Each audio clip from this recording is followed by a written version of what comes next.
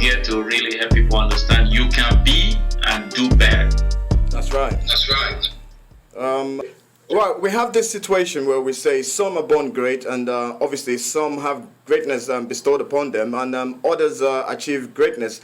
But everyone is welcome to greatness. What do you have to say in that regard? Everyone is welcome to greatness. Absolutely, absolutely, absolutely. I mean, the concept of great and greatness is different. You're right. Some people are born great, and when I say that, like, really, I thought everybody's born great. No, everybody's born with greatness in them. Exactly. I mean, if you were born in the palace, if you're the son or the daughter of some queen or king who's sitting on a mountain of gold somewhere, and you have access to top institutions like Harvard University and network with presidents and things like that, you're born great. You know. So, yeah. And some, of course, can achieve. They can achieve that level. We know of people who've walked their way from ground zero to fame. And we talk about people like Richard Branson, who's from the UK over there, the Virgin guy, who's literally walked himself to fame. We have other people who, in fact, the top 10 billionaires we have in the world today, most of them actually did not inherit wealth. They walked their way to fame. So that's completely different. Michael Jordan, Tiger Woods, completely different. But when we say greatness, though, it's a totally different issue. Greatness is innate. When we were told, or when the Bible tells us we're created in the image and likeness of God, what that means is we have those capability to actually rule in our own sphere. We're given dominion over it. So, sitting still and wishing has never put fish or food on anybody's plate. No, it doesn't. When we say welcome to greatness, what we're basically saying is you need to find your purpose in life, the exact reason with which you were created, and then you need to enter it. Welcome to greatness means you are entering into your purpose in life. That's exactly what it means. Well, that's heavy, you know. When, like in terms of decision making, you see, with every decision, I think there lies an opportunity. Going forward, we've come to realize that some people don't really see this opportunity. Obviously, based on the decisions that they make. So they make a wrong decision, and then they don't see the greatness that's just around the corner from that decision they've made. And I was listening to one of your programs. You know, I do listen to majority of what you said because I have a lot of time for you and other guys who do this great work in going around the world, explaining to others and motivating people. The points where people find themselves indecisive, you said in one of your seminars, is one of the most dangerous places you can find yourself. Yes, absolutely. That's a quotation from my book, Welcome to Greatness. I often tell people, I said, the most dangerous place to be in life, it is not in Iraq or Afghanistan, as CNN said. It is definitely not in South Sudan.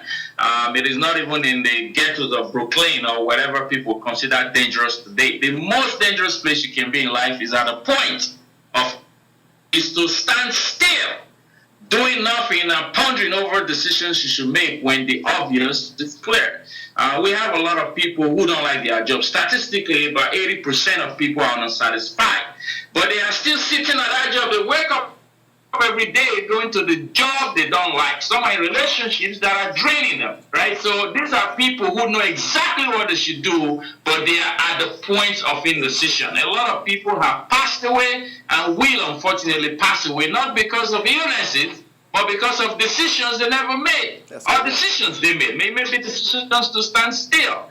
So, you know, indecision, in as much as they don't talk about it as they talk about cancer or HIV, it's equally dangerous. When the obvious is clear, you hit the road running. So that's really what that point is about. Again, taking, I believe, in chapter 2 of my book. Yeah, well, obviously that becomes like a challenge to some people when they get to that point and they can't really make up their minds on what to do. I mean, how do you advise? How do we leverage this situation? How would you say? How can they foresee this? Well, the best person to often listen to, in as much as we all want to listen to everybody, people are listening to us right now, is your spirit. True. You need to listen to the greatness within you. You need to listen to the guide. in you. I often tell people in my coaching program, when they come here, sit here on my couch here at the office, I tell them, I said, there's nothing new I'm going to tell you. I may say it in a way that is different, you never heard it before, Right. but really where you need to go has been set, and what you need to do, you already know. However, you're struggling with decisions, which is fear. Most of the time, is fear fear of the unknown, fear of repercussion, of what may happen or don't happen if you make this decision. And those are understandable. Like we are not all at the same level of faith. We are not all at the same level of courage. We are not all at the same level of spirituality. But what I do know is the level that we think we are, we can actually triple that. If you've heard some of my seminars, I don't talk about taking the extra mile anymore. Back in the day when I was in the corporate world, in the banks, they say, you need to put in the extra mile. You put in the extra mile today, you're going nowhere. In fact, you wouldn't even finish the race. We are at the age of quantum leap. We are at the age where you take leaps and the tiger will not be able to catch you. True. You don't wake up in the morning and say, let me just do a little above yesterday. You get trampled upon by people who have a strong desire to finish the race which has been cut out for them before they were born. So that's my encouragement to people is, if you think you know it all, you know nothing at all. If you think you've started, you are yet to start. If you think you can't do it, then you have no idea about the power of Him who's in you. And that's my message out there for that.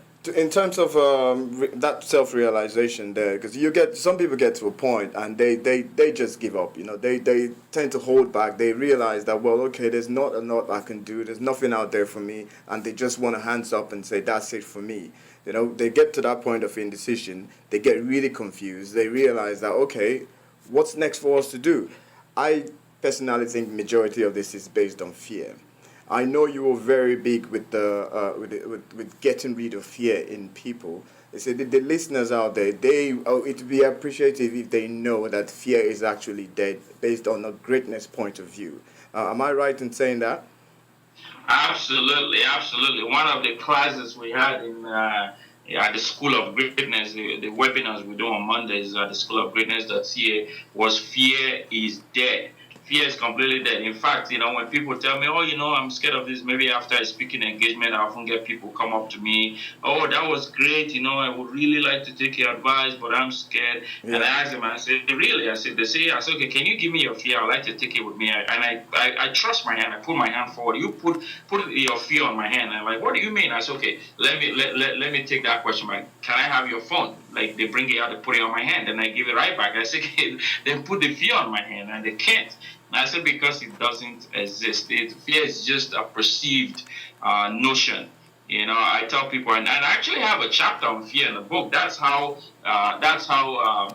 big I think it is in holding people back from welcoming greatness. And that's chapter 9 in my book here. And I said, we live in a world where wars are raging, diseases are spreading, wealth is hoarded, resources are scarce, morals are decaying.